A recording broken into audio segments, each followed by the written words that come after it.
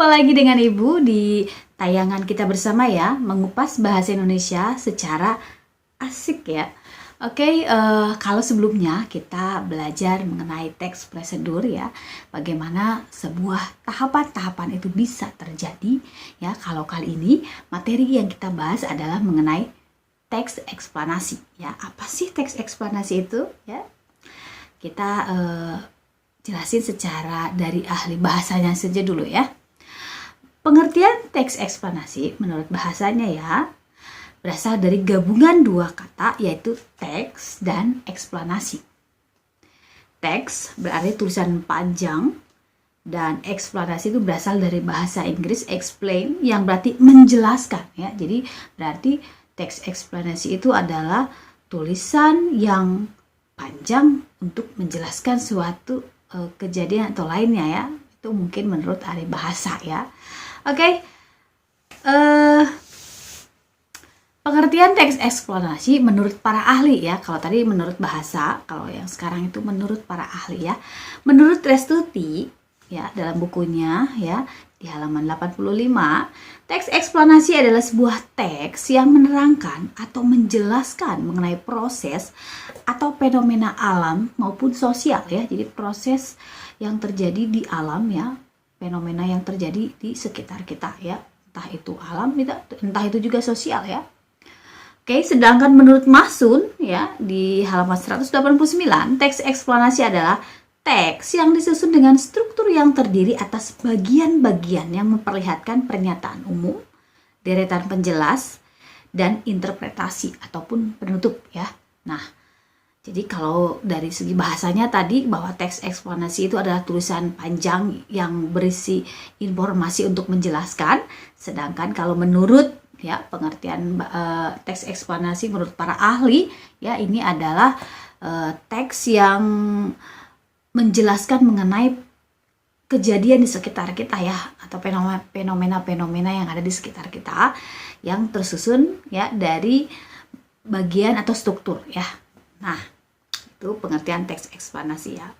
Kalau ini Ibu ambil kesimpulan saja dari menurut ahli bahasa dan menurut ahlinya ya bahwa teks eksplanasi ini merupakan teks yang menjelaskan sebab akibat suatu fenomena baik itu peristiwa alam, ilmu pengetahuan, sosial, budaya dan lainnya ya. Jadi tidak hanya sekedar alam atau sosial tapi juga banyak hal ya. Jadi bisa juga karena ilmu pengetahuan atau juga budaya dan lain sebagainya ya, masih banyak lagi. Jadi kalau di pengertian teks eksplanasi yang Ibu ambil intinya ya. Oke, lanjut.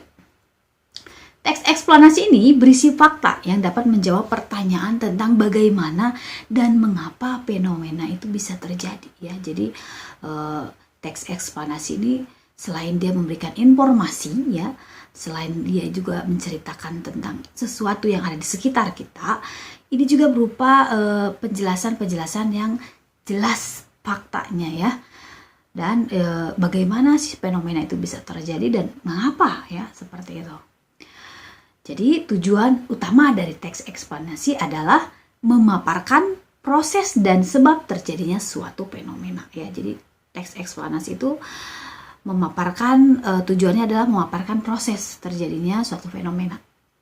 Selain itu juga tujuannya adalah untuk memberikan informasi ya yang jelas kepada para pembaca agar bisa memahami mengenai suatu fenomena yang sedang terjadi ya. Jadi teks eksplanasi itu makanya seringkali dikaitkan sebagai teks yang berhubungan dengan informasi atau berita ya. Jadi teks eksplanasi sering dikaitkan dengan teks berita seperti itu ya. Oke, kita lanjut dulu pada fungsi teks eksplanasi ya. Teks eksplanasi adalah untuk menjelaskan ya, fungsinya adalah untuk menjelaskan dan menggambarkan suatu kejadian atau yang terjadi dengan menyertai contoh yang ada di sekitar kita ya. Lebih singkatnya, teks eksplanasi berfungsi untuk menjelaskan suatu sebab akibat dari sebuah peristiwa. Penjelasan yang dipaparkan dalam teks eksplanasi berdasarkan bidang keilmuan atau bersifat ilmiah yang mengacu pada fakta, realita, teori dan hasil penelitian yang dilakukan oleh para ilmuwan ya. Jadi teks eksplanasi itu tidak sekedar pendapat atau tanggapan atau opini, tapi benar-benar fakta ya, ada ada ilmiahnya ya, ada bidang keilmuannya ya. Jadi nggak sekedar hanya menurut begini atau menurut begitu ya. Jadi benar-benar teks eksplanasi itu adalah memberikan informasi ya, seperti berita ya, yang ada di sekitar kita, baik itu gejala sosial maupun fenomena-fenomena lainnya. Oke. Ya, seperti teks-teks yang lainnya ya, teks eksplanasi juga punya struktur ya. Struktur teks eksplanasi itu tersusun atas beberapa bagian ya. Yang pertama ada pernyataan umum ya, sama ya seperti teks yang lainnya. Pernyataan umumnya itu bersifat semacam kata pembukanya ya, bersifat seperti pendahuluannya ya. Jadi pernyataan umum ya, struktur pertama adalah pernyataan umum. Lalu yang berikutnya adalah deretan penjelas ya, deretan penjelas. Jadi sudah dibuka ya, jadi dengan kata pembukanya ya, menjelaskan ini eksplanasinya tentang apa, fenomenanya tentang apa ya. Nah, berikutnya baru ada penjelasan-penjelasannya ya. Jadi menggambarkan kejadian-kejadiannya ya. Lalu berikutnya adalah interpretasi ya. Interpretasi ini lebih bersifat pendapat. Sedangkan yang terakhir adalah simpulan ya. Kadang-kadang orang mengkaitkan antara interpretasi dengan simpulan itu sama ya. Cuman beda dikit sih. Kalau sebenarnya ya interpretasi lagi lebih pada pendapat, kalau simpulan sih keseluruhannya ya. Jadi memberikan saran sebenarnya si penulis teks eksplanasi itu. Nanti akan dijelaskan sih lebih detail lagi ya di next berikutnya. Oke, lanjut. Apa itu pernyataan umum dalam struktur teks eksplanasi ya? Oke, bagian ini ya menjelaskan mengenai latar belakang dan tinjauan umum topik yang dapat berupa definisi, klasifikasi, sejarah, dan asal-usul ya. Jadi seperti Ibu bilang tadi, pernyataan umum itu semacam pembukanya ya, semacam pendahuluannya ya, seperti itu. Oke, yang berikutnya. Bagian dalam teks ini berupa gambaran secara umum tentang apa, mengapa, dan bagaimana proses peristiwa alam itu bisa terjadi. Ya. Sedangkan yang bagian yang kedua, deretan penjelas, ya. Pada bagian ini berisi perincian proses atau sebab terjadinya suatu fenomena yang juga mencakup akibat dan dampak yang ditimbulkan. Jadi kalau yang pertama tadi pernyataan umumnya adalah ini di awal semacam pembukanya ya, menjelaskan dan lain sebagainya. Nah, di deretan penjelas ini lebih pada mencakup akibat atau dampak-dampak yang ditimbulkan karena si kejadian tersebut ya, karena si fenomena tersebut. Oke. Atau ya, mungkin lebih simpelnya berisi tentang penjelasan proses mengapa fenomena tersebut bisa terjadi atau tercipta dan bisa terdiri lebih dari satu paragraf ya. Jadi di deretan penjelas ini biasanya karena dia menjelaskan ya lebih banyak lah dari pernyataan umum ya. Kalau pernyataan umum semacam pengantar ya, kata pembuka atau pengantar, sedangkan deretan penjelas itu lebih pada menggambarkan secara runut ya. Makanya bisa lebih dari beberapa paragraf. Deretan penjelas itu mendeskripsikan dan merincikan penyebab dan akibat dari sebuah bencana, misalnya kalau memang fenomenanya itu adalah mengenai bencana ya, seperti itu. Lanjut pada yang interpretasi ya. Kalau interpretasi ini ya berisi penafsiran penulis mengenai topik dengan perspektif tertentu ya, yang lebih luas dan menyeluruh, serta menjelaskan korelasi peristiwa yang menyertainya ya. Ini memang hampir beda-beda tipis ya dengan kesimpulan. Jadi kalau di interpretasi ini lebih penafsiran penulis ya secara luas ya. Jadi lebih menjelaskan korelasi peristiwa yang menyertainya ya. Sedangkan pada kesimpulan ya, di struktur yang kesimpulan ini pada biasanya berupa biasanya itu dia diletakkan di bagian akhir teks ya, yang terdapat tanggapan si penulis ya.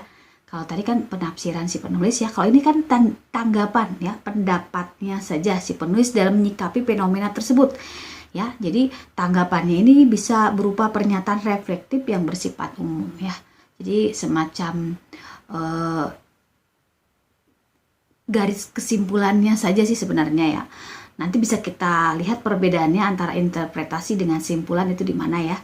Jadi makanya sebenarnya kalau di materi di buku catatan lain atau buku catatan kalian yang ada itu biasanya hanya pada pernyataan umum, data penjelas sama interpretasi, nggak ada simpulan. Jadi interpretasi dianggap sama dengan simpulan. Cuma di sini ibu agak bedain sedikit ya, supaya seperti apa bedanya nanti kita lihat di contoh. Oke, next saja ya, kita langsung pada ciri-ciri teks eksplanasi ya. Seperti pernah ibu bilang, bukan cuma manusia yang punya ciri-ciri, teks juga punya ciri-ciri ya. Jadi ciri-ciri teks eksplanasi itu, yang pertama, pembahasan dalam teks eksplanasi menggunakan konteks ilmiah ya, melalui pemaparan sejarah, definisi, klasifikasi dan kebiasaan ya.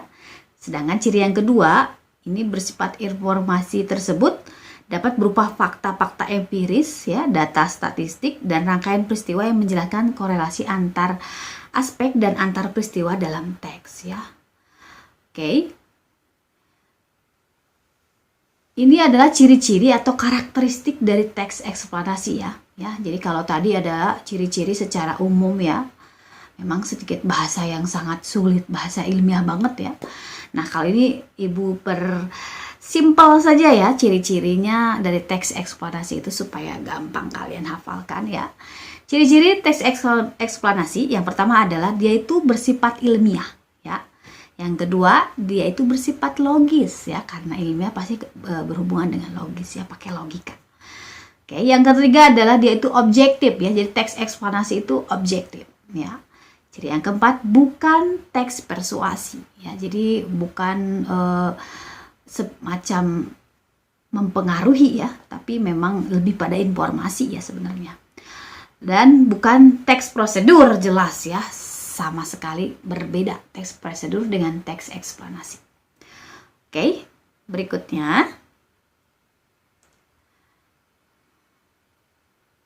ibu jelasin satu-satu aja ya, ilmiah itu di bagian mananya ya. Yang pertama, ilmiah. Fenomena yang dijelaskan dalam teks eksplanasi berdasarkan konteks ilmiah ya, yaitu berupa fakta, realita, teori, dan penelitian. Penjelasan tersebut dapat berupa sejarah, klasifikasi atau definisi ya. Dan berikutnya yang logis ya. Nah, kalau logis ini penjelasan fenomena dalam teks eksplanasi bersifat logis dan teoritis ya. Jadi ada teori yang menyertainya. Jadi nggak hanya sekedar tanggapan-tanggapan biasa. Oke, yang berikutnya adalah objektif ya. Maksudnya objektif itu penjelasan dalam teks dapat disertai argumen yang bersifat objektif dengan didukung teori yang relevan sehingga dapat pula dijadikan rujukan yang valid. Jadi sebenarnya bisa saja sih dengan argumen atau pendapat, tapi ingat ya, argumen itu juga harus ada dasar teorinya, nggak sekedar cuap-cuap ya. Jadi harus ada dasar teori yang mendukung ya pendapat itu boleh diutarakan.